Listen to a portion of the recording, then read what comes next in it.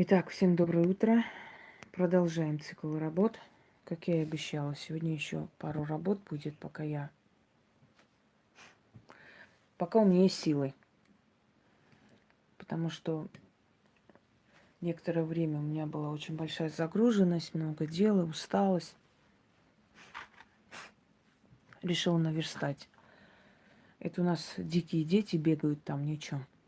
Они сейчас будут по мусорке стучать, потом окно откроют, будут там чуть ли не кидаться, пока их мама слониха с места встанет, очень верующая женщина, и приведет их в порядок. Вот так и будем по утрам это все слушать. Терпеть не могу невоспитанных детей. Терпеть не могу. Так, починить врага Вуду. Эта работа очень сильная, я поэтому и написала. Для смелых. Готовы быть смелыми, значит боритесь за себя. Не готовы, значит позвольте над вами властвовать недостойным людям и сгубить вас. Это зависит от вашего желания. Или вы люди, или вы овцы послушные. Одно из двух. Этот ритуал мой на языке суахили, поскольку я знаю суахили. По крайней мере, язык магии суахили я знаю. Ну, как и некоторые другие языки. Вуду, вы знаете, насколько сильный и действенный ритуал. И работа вообще вуду, она сразу бьет в цель. Поэтому, знаете, будьте для себя сделайте выводы. Вы готовы принять то, что вам даст сила Вуду или нет? Итак, откуп после этого ритуала не нужен. Откуп есть сердце вашего врага. По крайней мере, сердце свиньи очень сильно похоже на человеческое. По структуре просто как человеческое сердце. Одно время даже хотели пересаживать сердце свиньи. Даже такие слухи шли, потом оставили это, поскольку строение хоть и похоже, но все же человеческое и животное мясо, оно отличается, поэтому может не прижиться. Вот. Если бы это получилось, было бы замечательно, меньше бы людей шли на органы. К сожалению, в нашем мире этот бизнес тоже существует, этот кровавый, страшный бизнес, но там, где можно делать деньги, там обязательно найдется какая-нибудь тварь, которая эти деньги будет делать любым способом.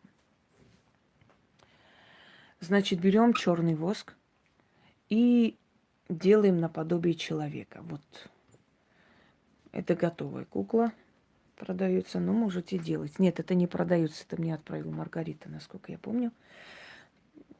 Ну и продаются они тоже. Свечи в виде человека и так далее. Женщина, мужчина, кто он вам. Если вы врагов не знаете, просто делайте нейтральную куклу бесполую. Если знаете, здесь нацарапайте вот имя врага. Ну, то есть вот так вот, например, да. Просто пишу. Вот.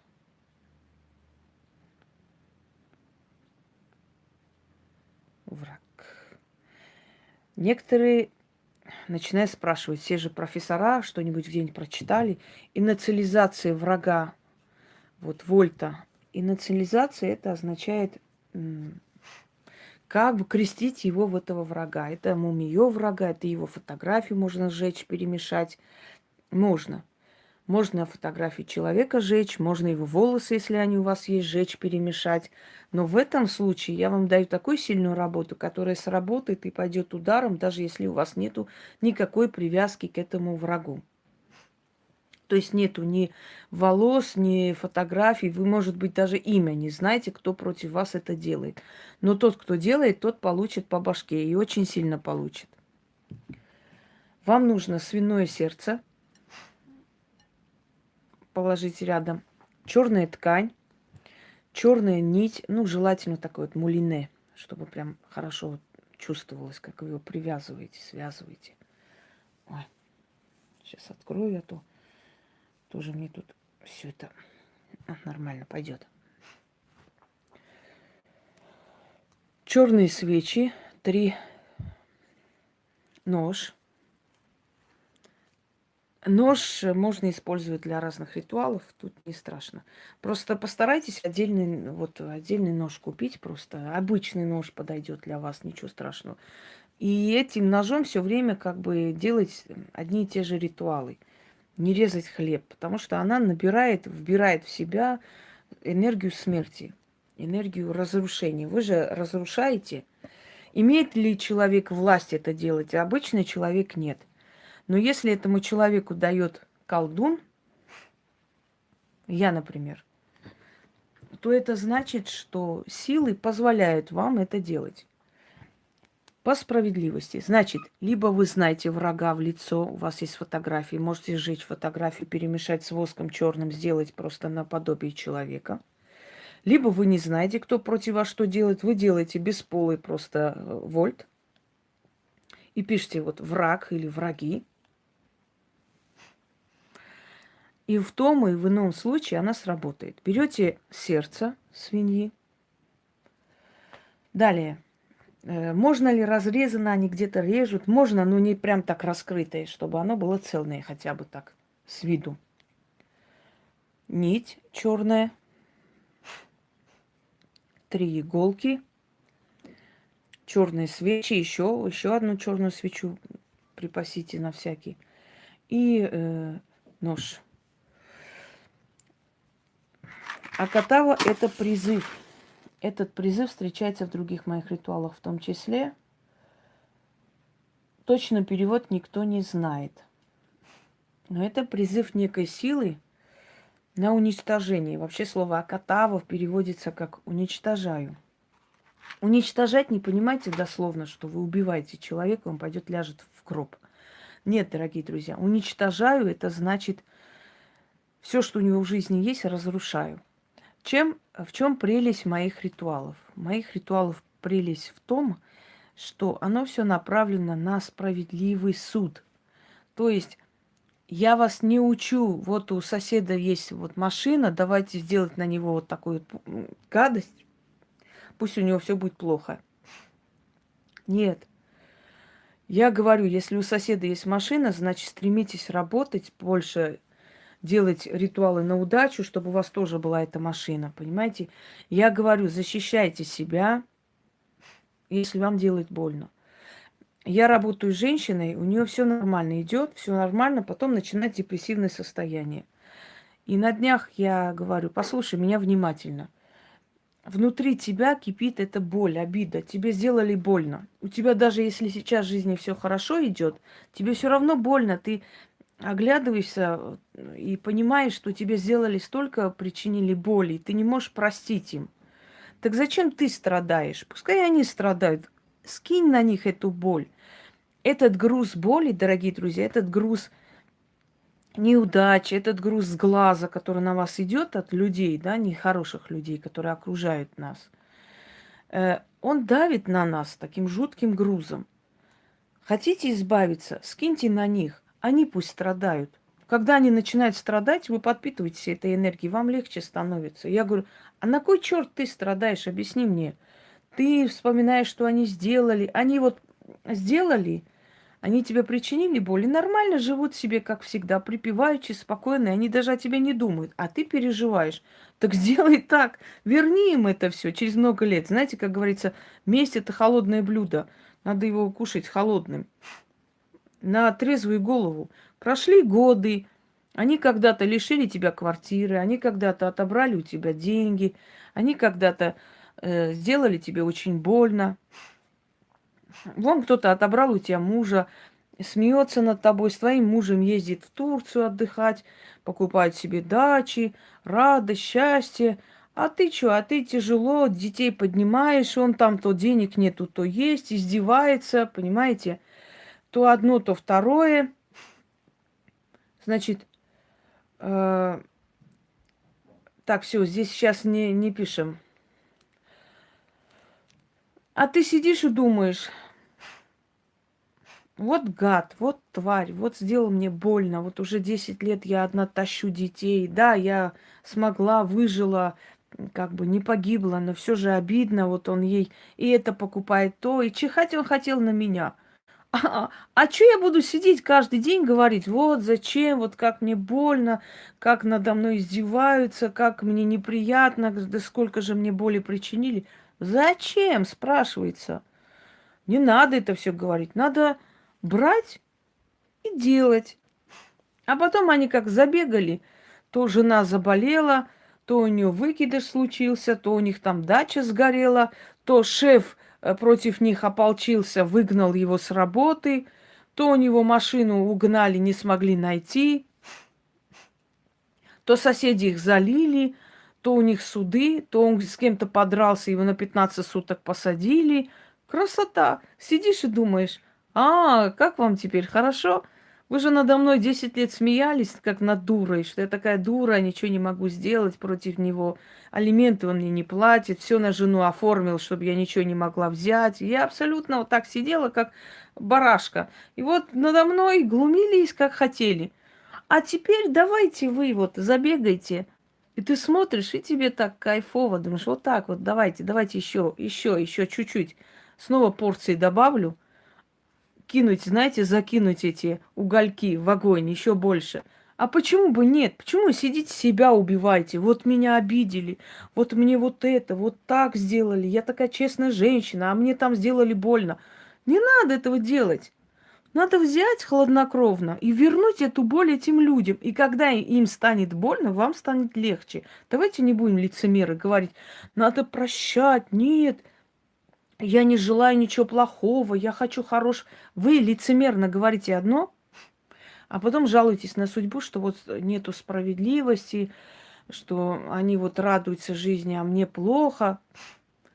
Дорогие мои, так вы сами так хотите. Вы при всех говорите, я ничего не требую, я ничего не хочу, и ждете справедливости. Ведь силы же вас слышат. Вы говорите, ничего не хочу, отбой, не наказываем.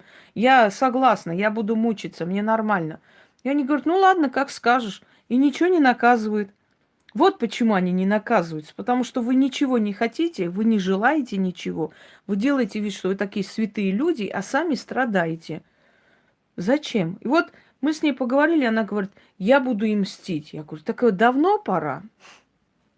Давно пора это делать. Зачем ты сидишь, себя убиваешь, вспоминаешь, как с тобой подло поступили, как тебе подло вот так самый тяжелый момент жизни оставили, как тебе некуда было идти с детьми, как ты мучилась, как они издевались, глумились. И вот это все помнишь и переживаешь. А они там в Грецию, в Турцию кайфуют люди. А ты он так сделай, чтобы они не вылазили из больниц. И потом узнаешь, вот там в больницу поехали, то там аппендицит вырезали, то у них еще чего-нибудь. Не надо им никакое добро желать. Это все хрень собачья. Добро желай, конечно. Нет. Боги слышат, и то, что мы просим, то и дают. Если ты говоришь, я им добро желаю, они им добро дают, а тебе дают страдания. Иди страдать дальше. Не желаю я им добра. Почему я должна им добро желать? Тем людям, которые мне делали больно намеренно, специально, чтобы меня загубить, чтобы меня не было на этой земле, я им буду добро желать, а хрен из два. Ничего подобного. Вот так вот. Выбор за вами. Или быть, как там, бараны боженьки, да, или быть любимые дети богов, которых обидеть никто не посмеет больше. А знаете, как приятно? У меня был такой случай, когда женщина пришла, и когда ее мужа просто уничтожали, убивали, у него жуткие боли, он имел хорошую должность, лишился всего просто, и та обещала его сгноить. Когда пришла эта женщина, я говорю, вы принесли фото человека, вы насчет мужа пришли, и говорю, любовницу вашего мужа зовут как вас. Она очень удивилась, конечно. Ну, ладно, дело не в этом. Дело в том, что это женщина, которая заявляла, что да, блин, еще не родился тот колдун, который его спасет. И вдруг эта женщина, значит, муж ее выгоняет из дома, зять выгоняет, она в каком-то общежитии живет, у нее начинают с сердцем проблемы, врачи ее не принимают, говорят, что она, в общем, безнадежная, нечего с ней возиться. Все дороги перед ней закрылись. И она говорит, я прохожу, говорит, она идет значит, напротив, ну, то есть навстречу. Я, говорит, ее не узнала. Вот эта вот полненькая, пухленькая женщина, она превратилась в какой-то сухофрукт. Глаза, говорит, прям горят на лице, настолько все это обострились, черты лица и так далее. Я, говорит, я ее просто не узнала. Такой жалкий был у нее вид. И мне стало хорошо, потому что она издевалась надо мной много лет, измывалась. Правда, тут и муж виноват, понятное дело. Но в любом случае, она измывалась как могла. А теперь, говорит, такое жалкое существо передо мной стоит, что я, говорит, у меня кроме отвращения больше ничего не было. Я, говорит, на нее посмотрела так победоносно и прошла. Она очень жалко посмотрела, потому что она поняла, что она проиграла. Разве это неприятно? Мне кажется, это приятнее, чем сидеть там, меня обидели, помогите. Вот так и надо действовать, товарищи. Так, значит так, берем иглу. Одну иглу нужно вот сюда, где голова, головная чакра, вот таким образом. Потому что это разум человека, который мы внедряемся. Мы внедряемся в разум человека. Доброе утро. У меня есть очень приятное занятие. Так. Значит, вот прям вот так вот прожимаем чуть-чуть.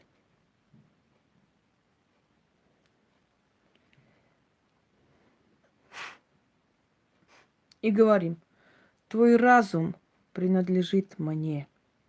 Твой разум принадлежит мне. Твой разум принадлежит мне. В область сердца тыкать. Вот сюда.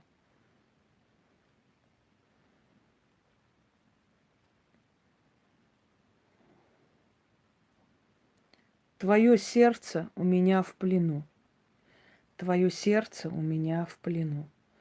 Твое сердце у меня в плену. И половая чакра. Вот сюда.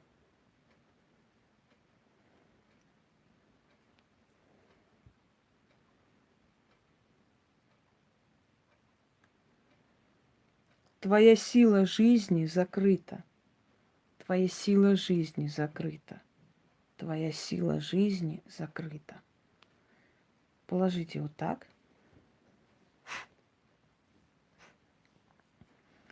Взяли.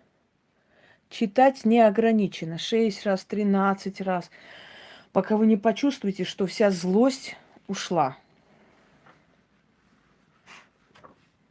На суахили. Слова переводить не буду, и вам и знать незачем.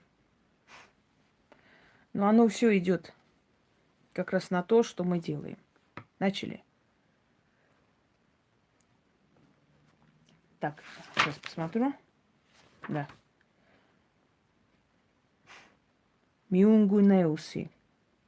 Hamuya. Moyo. Idui.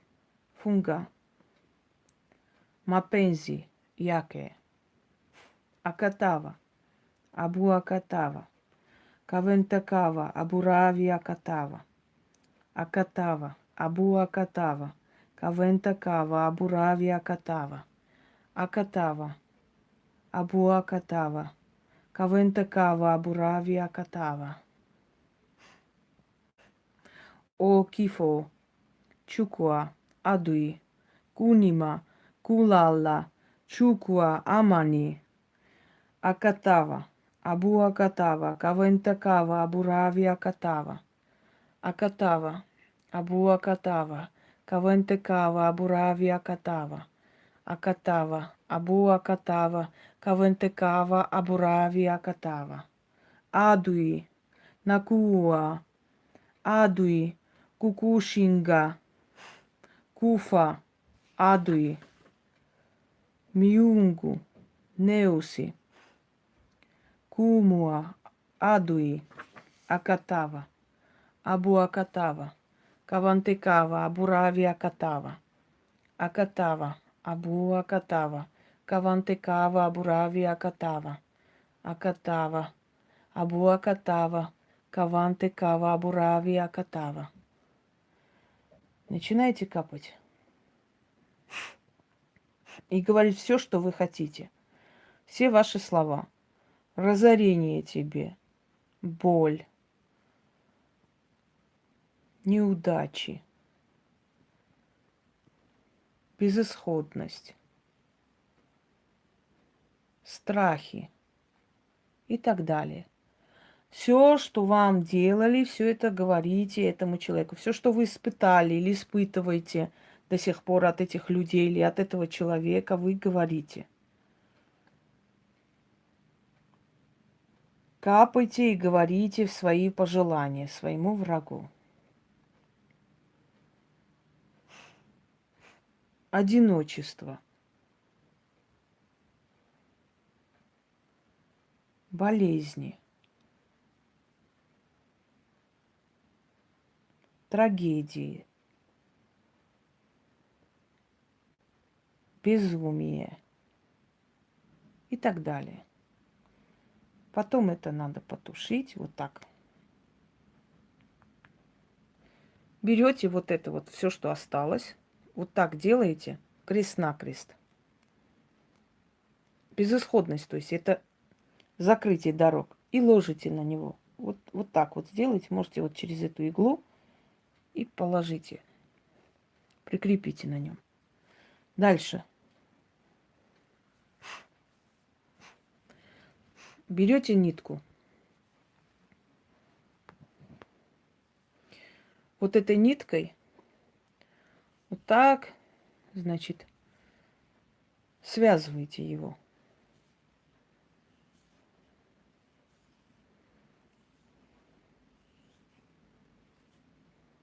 Таким вот образом.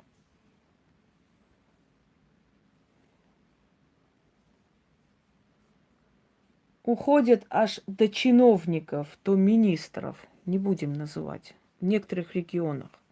До такой степени оно сильное. Вот так надо связать. Я думаю, достаточно. А что, им ножом можно вот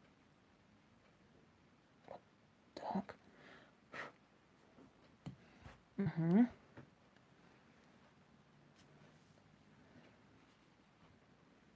Еще раз берете свечу. Снова сверху капаете. Да, можно шерстяную. Желательно, ну, мулине можно, в принципе. Просто, чтобы она была крепкая.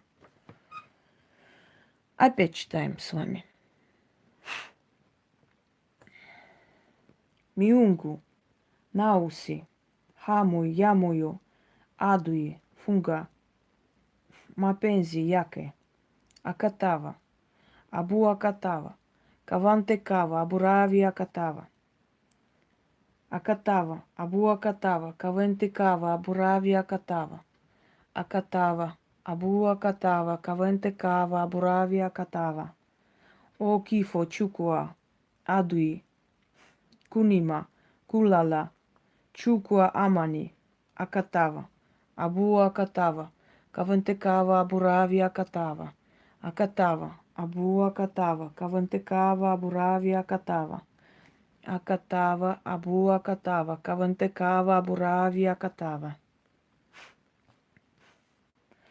Адуи, Накуа, Адуи, Кукушинга, Куфа, Адуи, Miungu, Neusi, Кумуа, Адуи, Акатава, Абу Акатава, Кавантекава, Абурави Акатава, Акатава, Абу Акатава, Кавантекава, Абурави Акатава, Акатава, Абу Акатава, Кавантекава, Абурави Акатава.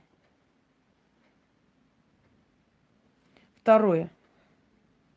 Берете вот так крест. Если у вас все закапает, ничего страшного. Берите новый, абсолютно новую свечу, чуть-чуть поджигайте, чуть-чуть покапайте, сделайте вот такой же крест и прикрепите в нижнюю чакру, вот сюда. Абсолютно закрывая его и сексуальность, и сердце, и что угодно.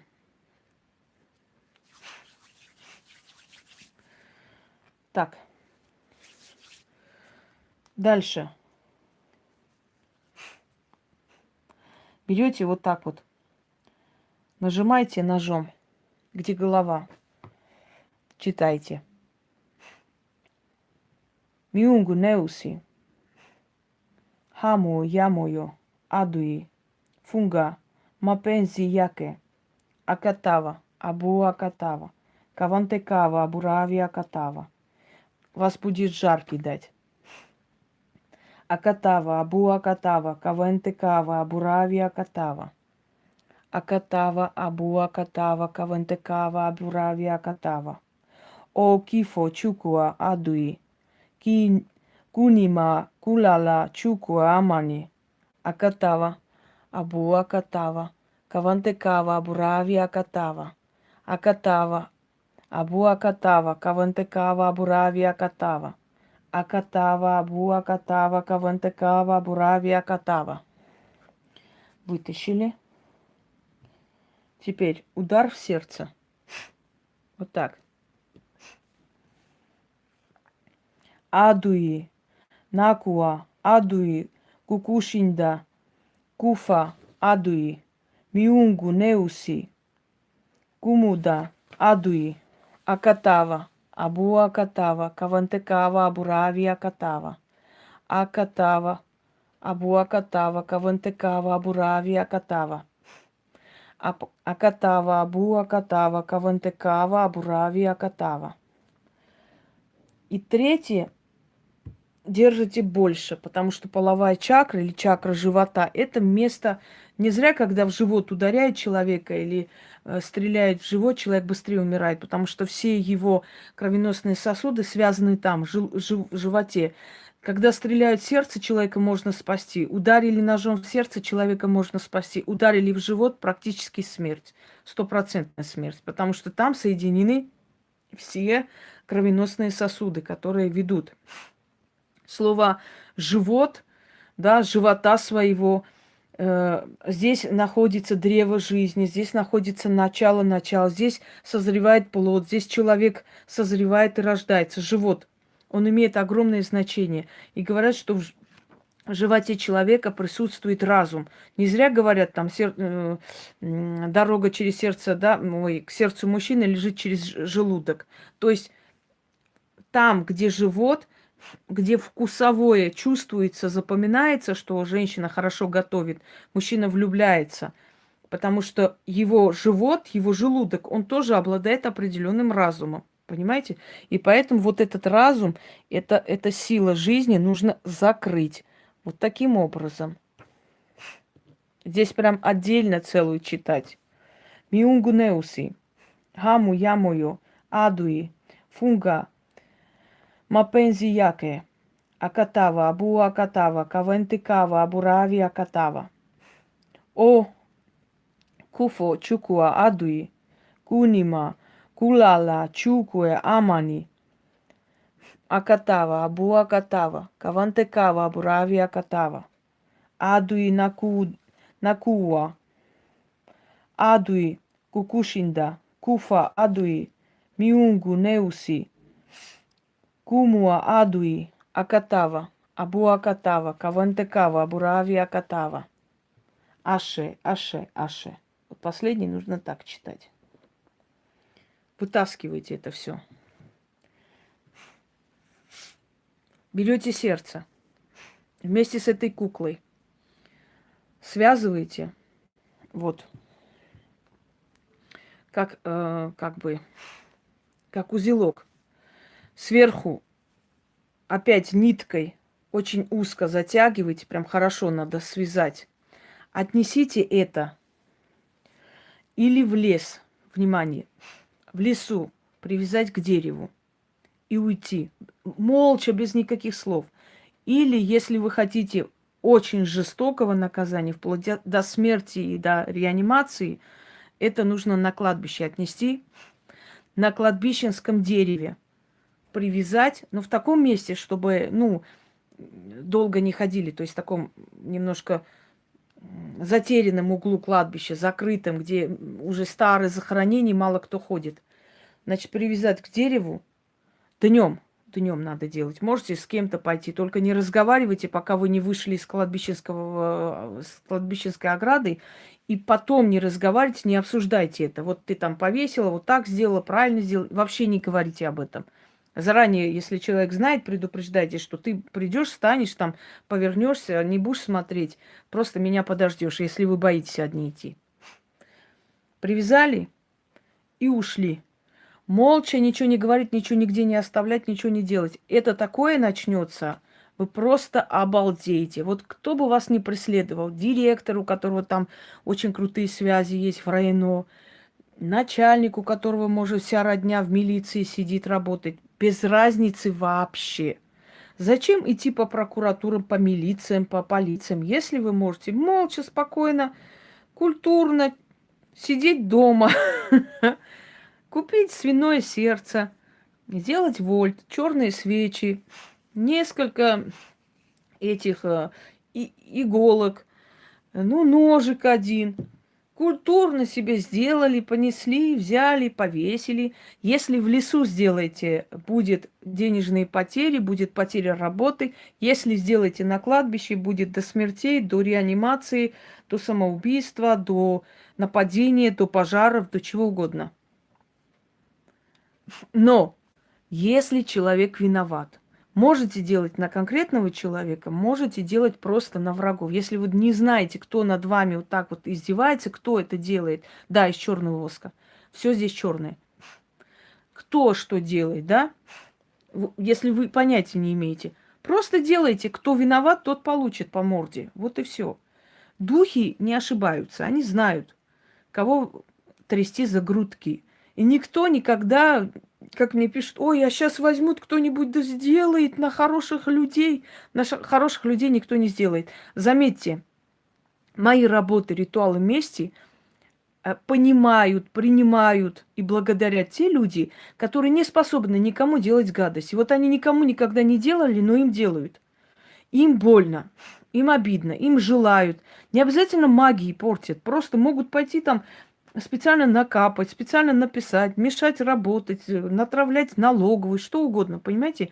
Так вот, так, все, второй раз вопрос не задаем, уже изначально было сказано. Так вот, те люди, которые не способны на подлости, они понимают это, потому что, да, им надоедает, они устают вот так бороться и говорят, да, я хочу отомстить уже, я устала вот от этого всего. А те твари, которые способны это делать, они, смотрите, как возмущаются, как не стыдно. Прямо радуйтесь, вот у людей там авария случилась, еще что-нибудь, а вы радуетесь. Это те твари, которые сами способны пойти делать, или способны пожелать, или способны захотеть, чтобы у кого-то что-то получилось, понимаете? Они на это способны. И поэтому они возмущаются, потому что они боятся. Они же переживают за себя. Они же думают, а вдруг кто-нибудь там, кому я наслала или сделала, или захотела, или пожелала, пойдет и вот это вот сделает. Это ж я же пострадаю, понимаешь? Поэтому они, вам не стыдно, вот вы радуетесь, что кто-то там в реанимацию попал. Мы не радуемся, мы радуемся справедливости. Мы говорим, как хорошо. В следующий раз он больше не сделает. Я вам один случай расскажу. Я женщине одной дала вот несколько таких работ. Она работает в милиции. Между прочим, многие работники милиции ко мне обращаются, и многие из них получили хорошие погоны, я хочу вам сказать. Когда некоторые мне грозятся властями, что власти, милиция... Слушайте, милиция тоже из нашего народа выросла, милиция тоже с нас, понимаете, наши дворовые дети. И в милиции тоже работают люди, которых в детстве возили то к бабушкам, то еще кто-нибудь. В милиции тоже не идиоты сидят. Зачем им лишние проблемы? Они тоже прекрасно... Они отличные психологи, и видят и аферистов, и видят и настоящих. И они никогда не связываются с настоящим себе в ущерб. Ну зачем?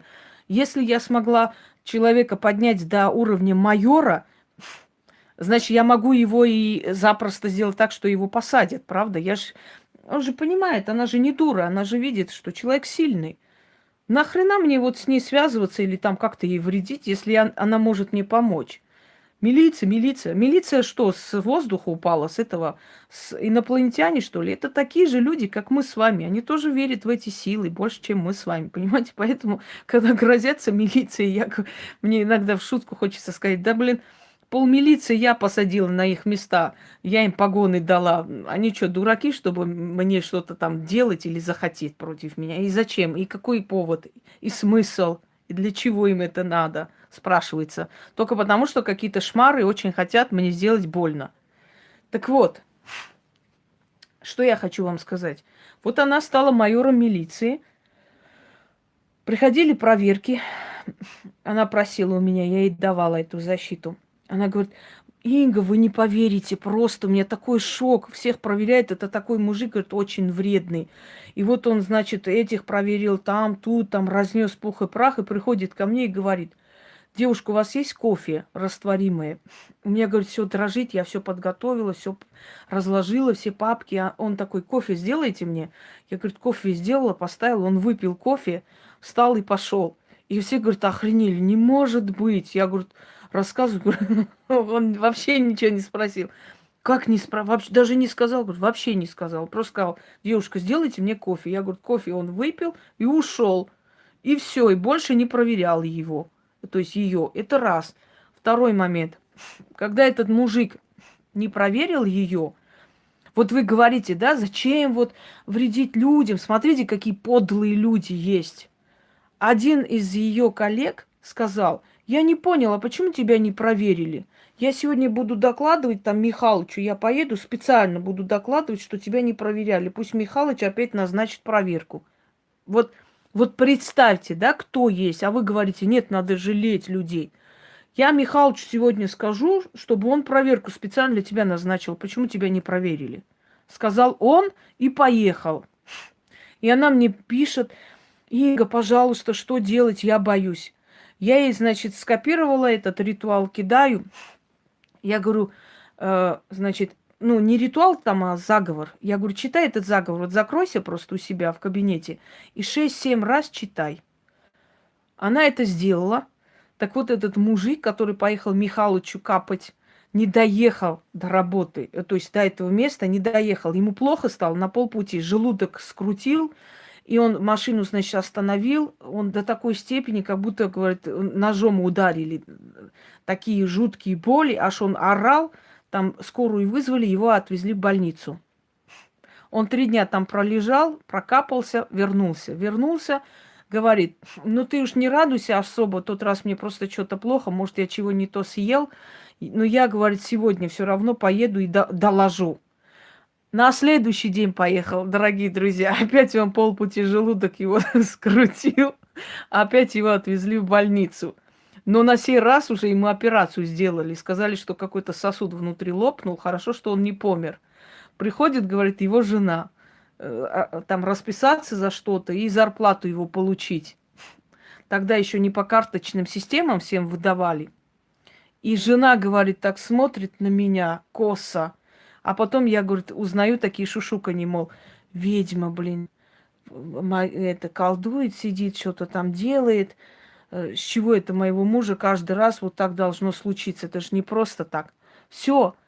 После больницы он пришел.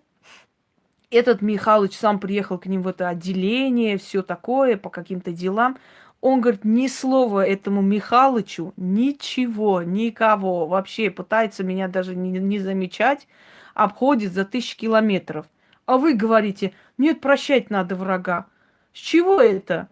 Зачем? Вы представьте, как он испугался, что в следующий раз он просто даже мысль не допустил, что этот Михалыч сам своими ногами пришел туда. Он мог бы это рассказать и сказать. Он ничего не сказал. Потому что, потому что его хорошо там отделали, блин.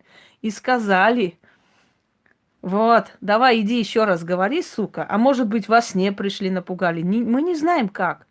Но человек чувствует, что от тебя идет опасность, понимаешь, и в следующий раз с тобой не связывается. Так зачем вот реально сидеть и плакать? Вот мне сделали больно, меня обидели, вот так, вот это. Да иди сделай, и пускай они там ходят, как эти прыгают. Помнишь, Илона, я как-то тебе запись показывала, когда у нас эти говна группа друг на друга капала и вытаскивали все записи, которые орут, что у них все хорошо в жизни. Помнишь, одна мадам, которая говорила: ой, с мужем поехали чиститься, там женщина смотрела: ой, вот не знаю, что будем делать, нам еще 5 дней надо поехать, ребенка отвезла маме, да, вот она делает это, блин, это вот такая-то сякая, делает, вот отвезла. Это люди, которые орали, что ой, все у нас хорошо, они и сейчас орут при всех. А сами бегут чиститься. Задница-то горит синим пламенем. Конечно, Михалыч не дремлет, блин. Все, дорогие друзья. Так вот, защищайте себя. Никогда не давать себя в обиду. Да, обосрались не то слово. И до сих пор так же живут. Просто при всех орут, что все хорошо, а постепенно вымирает. Уже почти никого не осталось. Там уже поумирали сколько можно, господи. Вон один алкаш 2 дня уже Дед Мороза играет, от счастья прыгает. Целый год ждет, чтобы на Новый год 1003 заработать, бедный. Ой, счастье-то великое. Да на Новый год настолько нету вообще ни актеров, никого, что они готовы последнего алкаша пригласить за бутылку водки. И серьезно говорю, помните этот новогодний утренник в детском саду, где эта баба играла, толстая такая, играет Снегурочку, и вот спрашивает детей, говорит: ну, кто это к нам пришел? А дети начали: это, наверное, баба Яга, один сказал. Вторая: нет, это царевна гусеница. Так что за нехваткой актеров и так далее готовы хоть последнего чмошника туда приглашать. Это ж не говорит о том, что это великие таланты. Просто момент такой. На Новый год все равно хочется что-нибудь. Директора же, знает, там зарабатывают, понимаешь? Поэтому они чем дешевле кого-нибудь пригласят, тем больше денег себе в карман. Им кого-то надо найти. Это несчастье великое. 2 дня пойти чего-нибудь там сделать. Сколько у нас елки? До 28-го самое больше, и больше нету. Так что да, это царевна гусеница. Все, дорогие друзья. Удачи вам в ваших сражениях и много побед.